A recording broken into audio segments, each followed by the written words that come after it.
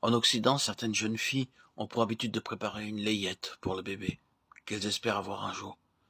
Avec beaucoup d'amour et de patience, elles confectionnent de jolis vêtements et les rangent dans un coffre ou dans un tiroir à côté de toutes les choses qui s'y trouvent déjà.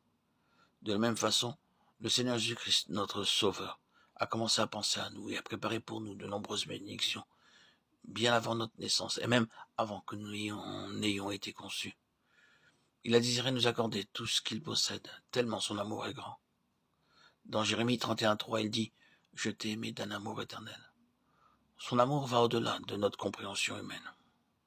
Il est si grand qu'il ne peut être compris par aucun de nous avec des sentiments naturels. L'amour de Christ surpasse toute connaissance, Ephésiens 3:19. En tant qu'être humain, notre amour est si faible qu'il nous est impossible de mesurer l'amour de Dieu. Nous mesurons l'amour de Dieu d'une mauvaise manière, c'est-à-dire selon notre standard, et c'est la raison pour laquelle nous traitons son amour si légèrement.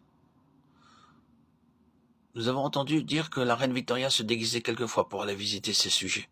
Un jour, alors qu'elle visitait son peuple, il se mit à pleuvoir et elle alla s'abriter dans une modeste maison peu éloignée.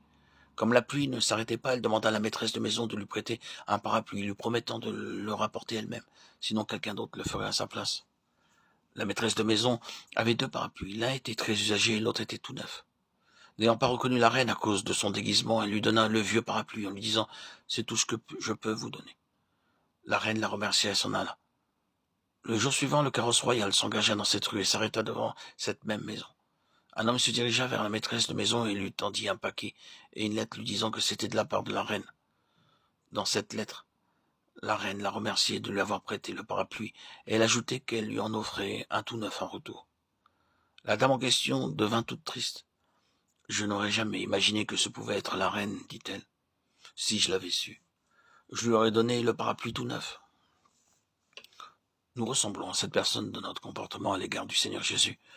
Le Seigneur est venu vers nous comme une personne ordinaire, et il devient un homme semblable à nous. Il s'est humilié lui-même et a pris la forme d'un serviteur.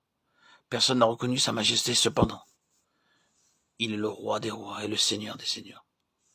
Notre grand Seigneur nous a aimés d'un amour éternel et nous prépare pour le royaume à venir. Nous pouvons changer, mais sa volonté et son amour ne varient pas. Il désire répandre son amour sur nous maintenant et pour l'éternité. C'est la raison pour laquelle nous sommes appelés l'épouse de Christ. C'est le 7e nom qui est utilisé dans l'épître aux Éphésiens pour désigner l'Église. Pour que nous soyons vraiment l'épouse de Christ, nous devons être préparés de manière à pouvoir apprécier l'amour que Dieu nous témoigne et de pouvoir le lui rendre en retour.